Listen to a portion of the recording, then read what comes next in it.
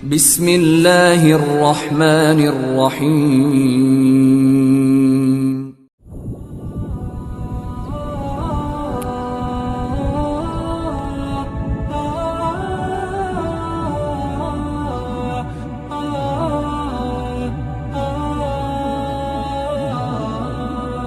Sebelum Nabi Adam diciptakan, Allah Subhanahu wa Ta'ala telah lebih dulu menciptakan malaikat dan jin.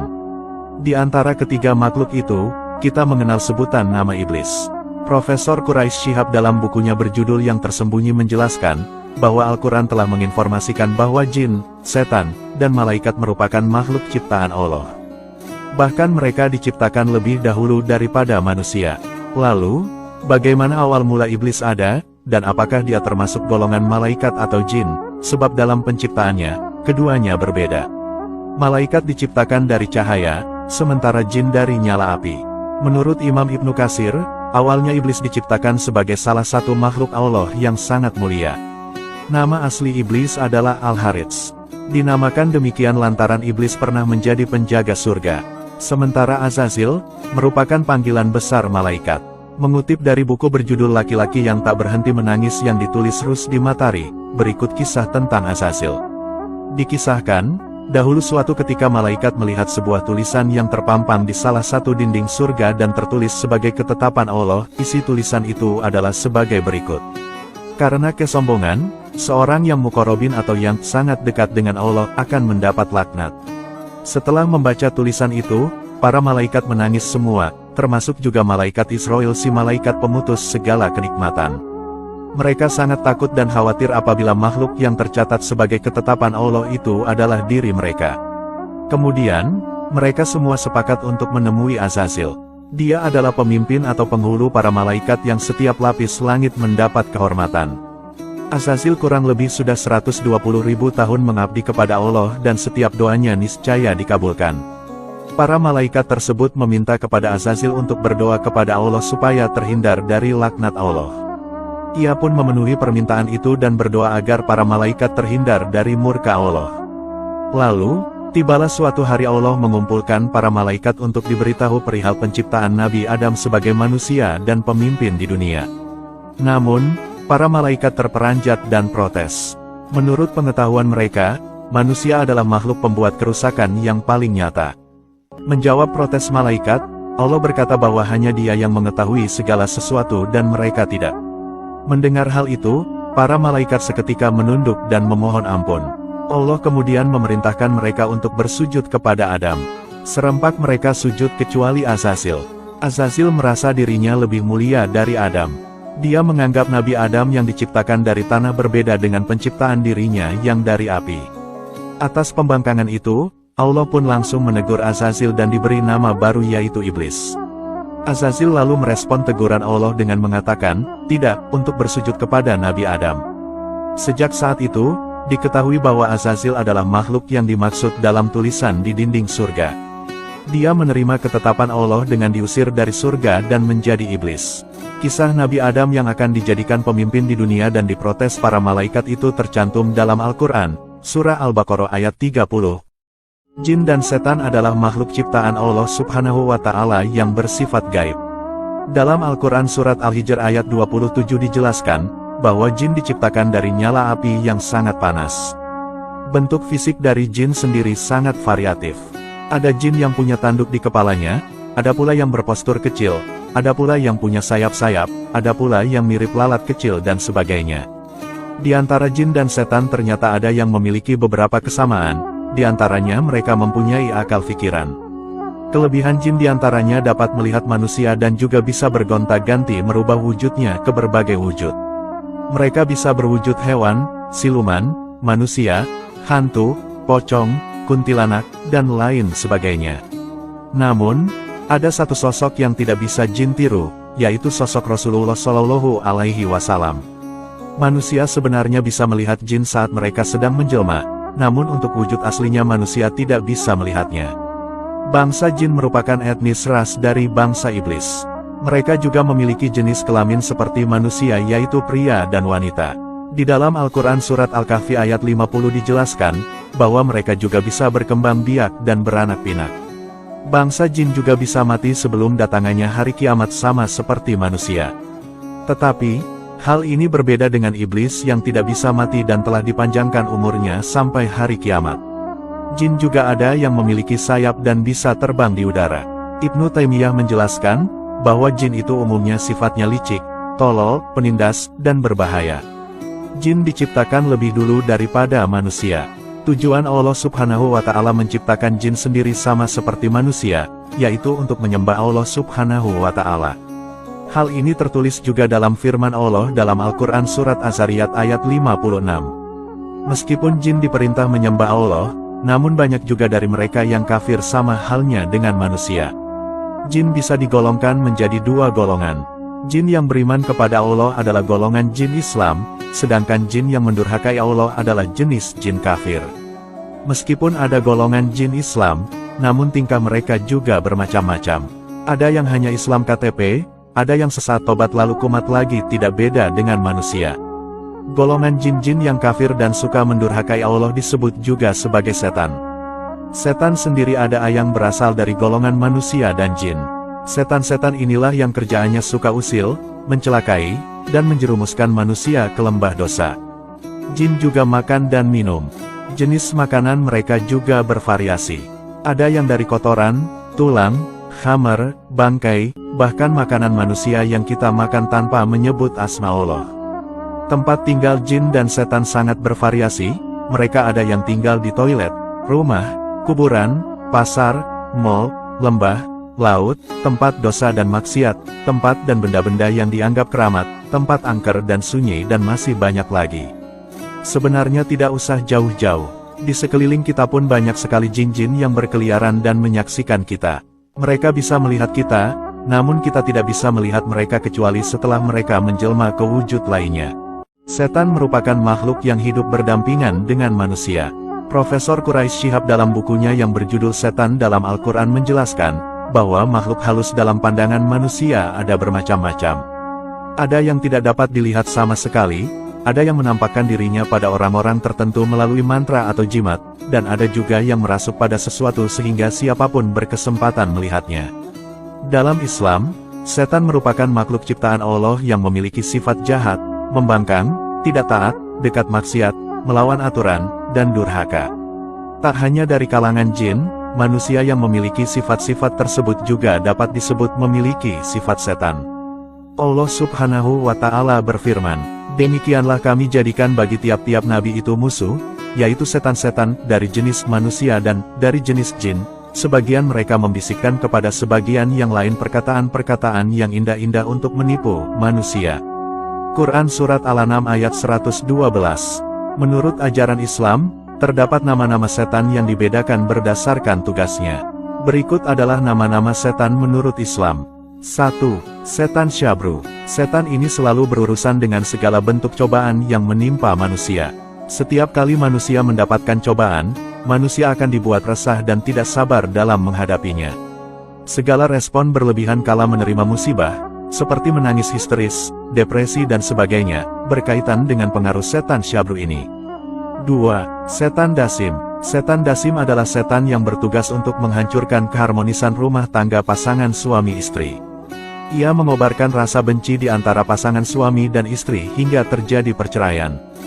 Godaan dan pengaruhnya dapat semakin terasa jika suami tidak mengucapkan salam kepada keluarganya saat hendak masuk rumah. 3. Setan Zalanbur. Setan Zalanbur ini bertugas di pasar-pasar untuk mengobarkan pertengkaran, caci maki, perselisihan, dan pembunuhan di antara manusia. Janji-janji palsu pedagang kepada konsumen juga merupakan tipu daya setan Zalanbur. 4. Setan Walhan. Walhan bertugas mengganggu manusia saat bersuci. Saat sedang bersuci seperti berwudu, mandi, atau kegiatan lainnya, setan Walhan akan membuat manusia ragu-ragu dan was-was. Menggunakan air dengan boros atau berlebihan juga merupakan salah satu pengaruh setan Walhan. 5. Setan Hansab. Jika ada rasa malas yang menyerang manusia saat ingin menunaikan ibadah wajib seperti sholat, itu merupakan salah satu hasil ulah setan Hansab. Disebutkan, bahwa setan ini bertugas khusus untuk menggoda manusia agar tidak melaksanakan sholat, melanggar etika sholat, dan melakukan hal-hal yang dapat membatalkan sholat. 6. Setan Awar. Setan ini bertugas menggoda manusia untuk melakukan dosa berzina. Setan awar membujuk manusia untuk melakukan hubungan seks bebas dengan lawan jenis dengan menghadirkan syahwat yang tinggi. 7. Setan Saud. Setan yang satu ini bekerja di bagian pemberitaan. Ia berperan meracuni sebuah berita dengan penuh kedustaan. Maraknya penyebaran isu-isu yang tidak jelas dasar kebenarannya merupakan andil besar dari setan yang satu ini. 8. Setan Wasnan. Setan ini bertugas mendorong seseorang untuk tidur atau mengantuk. Setan ini akan memperberat kepala dan kelopak mata manusia hingga terkantuk sehingga tidak melakukan sholat atau ibadah lainnya. Setan ini juga membangkitkan pada hal yang buruk seperti zina dan lain-lain. 9. Setan Tibir. Setan Tibir disebut juga setan musibah. Setan ini tugasnya cukup unik namun tetap berbahaya. Dia akan mendorong manusia yang tertimpa musibah untuk mengekspresikan secara berlebihan kesedihannya seperti berteriak-teriak, memukul-mukul badan sendiri, dan ekspresi lainnya. Jika tergoda setan ini, manusia seakan tidak terima atas takdir atau ketentuan Allah ketika mendapatkan musibah. Selain daftar setan-setan di atas, masih banyak lagi beberapa tentara iblis yang bertugas membawa misi besar penyesatan terhadap manusia secara massal. Menurut satu riwayat, setiap hari iblis bisa melahirkan anak dengan jumlah besar sesuka dia. Setiap prajurit yang berhasil menyesatkan manusia, ia dijanjikan iblis mendapat mahkota yang tinggi sebagaimana disebutkan dalam hadits riwayat Ibnu Hibban. Iblis dan para prajuritnya sadar benar bahwa vonis kutukan Tuhan tak akan pernah dicabut kembali. Sehingga, mereka bergerilya bahu-membahu dari generasi ke generasi dengan satu misi untuk menjerumuskan manusia yang mereka anggap sebagai makhluk kesayangan Tuhan. Oleh sebab itu, penting bagi manusia untuk mewaspadai gerakan mereka diantaranya dengan memperbanyak zikir, memperbanyak sholat, rajin membaca Al-Quran, bersedekah, menebar kedamaian antar sesama, dan amal ibadah lainnya yang dapat membentengi manusia dari gangguan iblis. Godaan setan dan iblis tidak hanya kepada orang-orang awam saja, tapi juga menyerang orang-orang saleh dan ulama, bahkan lebih gencar. Setinggi apapun kualitas ibadah dan keilmuan manusia, iblis akan terus berusaha menyesatkannya selama manusia masih hidup. Tidak sedikit mantan orang saleh dan ulama yang dijerumuskan iblis sehingga mengalami akhir hayat yang buruk, nauzubillah min dzalik. Oleh karenanya, para ulama tasawuf mengajarkan agar tidak mudah jumawa atau memvonis buruk kepada orang lain. Sebab, kita tidak akan pernah mengetahui akhir dari kehidupan kita. Semoga kita senantiasa diberi perlindungan oleh Allah dan mendapat husnul khotimah. Amin. Wallahu a'lamu bishawab. Setan merupakan makhluk yang hidup berdampingan dengan manusia. Profesor Quraisy Shihab dalam bukunya yang berjudul Setan dalam Al-Quran menjelaskan, bahwa makhluk halus dalam pandangan manusia ada bermacam-macam.